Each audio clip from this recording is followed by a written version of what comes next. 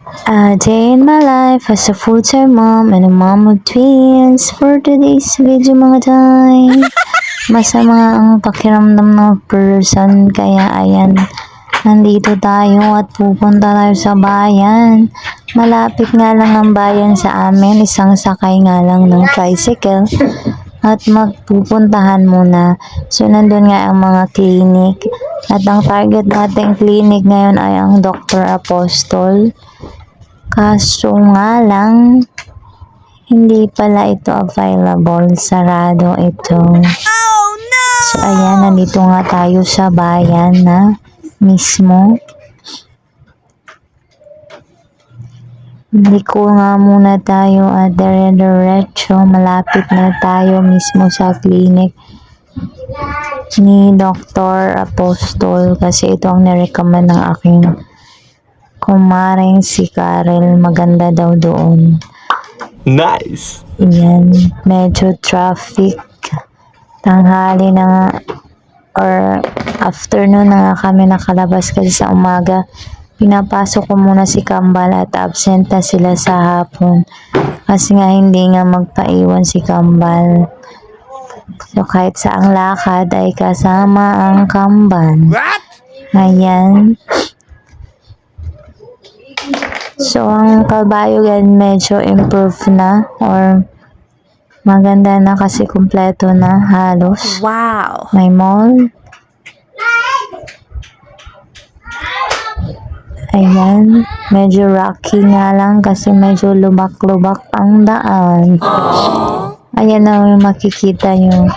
Kaso bawal nga magdiretso, kailangan pa natin mag-U-turn. So, ayan, malapit na tayo. Katabi ito ng Christy King College at Super Metro. Ayan. Malapit na nga. Ayan yung Super Metro. Katabi nito ay ang Christy King College. Ayan. Kung saan nag-aral ako dati. Nice! Diyan tayo nag-aral nung college. So, ito na nga. Andito na nga tayo. Ang kaso ay kalagay is no clinic. Oh my God, hindi makapag-anda yung sakit natin. So, inuubo nga pala ako at sumasakit ang likod ko. So, ngayon naglakad na tayo at pumupunta na naman tayo sa kabilang clinic na lang. Ayan, lakad-lakad muna tayo. Pupunta na tayo sa kina Dr. Lau. So, habang naglalakad niya kami, nakita ni Gamba lang ice cream. Ayan. So, wala tayong magawa kundi bumili. Tagsasampu nga lang itong isang baso. So, ako hindi na ako bumili kasi nga inuubo ako. Ayan. Nag-scoop-scoop na si Manong Sorbetero. Ayan, ang dalawa. Hindi yan titigil, hindi mo bibilhan. Kaya ang ina. Ayan, sige, go. Yung target lang natin ay magpa-check up. Pero kung ano-ano ang inaano ni Gambal. Ayan na nga at pinigay na sa kanila ang ice cream nila. Tuwang-tuwa na naman ang dalawa.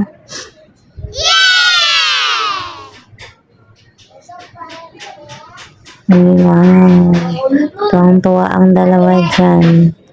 So, ayan, lakad-lakad kami ng unti kasi nasa unahan ang clinic ni Dr. Lau. Ang hirap po maging content creator. What? Kung hindi puro paa, puro kalsada ang mabibideo mo. Lalo na at nang lalakad, mahirap mag-video. At nakasakay sa tricycle kasi rocky road minsan. Ayan, naglakad-lakad mo kat init, di ba? Matatawid na kami at ayan sa kanto o yung may yellow na tricycle. Yan yung clinic nila Dr. Lau. So, i-try natin dito kung ano ang findings nila. So, nasa loob na nga kami at pinaubos ko na yan sa dalawa. Ayan, nag-video-video pa nga ako dyan kay Hindi ko man napansin ang nakapost na bawal pala ay mag-video. Ayan, nagpa-BP na tayo. Inubo na ang person. Kaya sabi ng ay magbili ng mask. Napabili tuloy tayo. Hindi ako nakapagdala ng mask. Ayan, 10 piso isa. Grabe ang presyo. Ayan na nga, naresetahan na ako at babalik na lang ako para naman sa x-ray. At uwi na tayo, lakad-lakad. Pagkadating sa bahay, nagluto na nga ako ng kikiam kasi gusto ni Kambal. Ito na muna ang ulam namin at ang chop suey para healthy. Healthy muna tayo ngayon. Health conscious. Wow. Gulay-gulay muna. Pero ang totoo kasi wala ng pera kasi naubos yun sa check-up. At may biko nga tayong binigay ng kuya ko. For dessert nga ito. Thank you. Ayan, kinamay na nga. Ito na nga ang mga gamot, 4 na pera. So, hindi nga ito in-explain sa akin para saan mga to. Kaya ginugel ko talaga.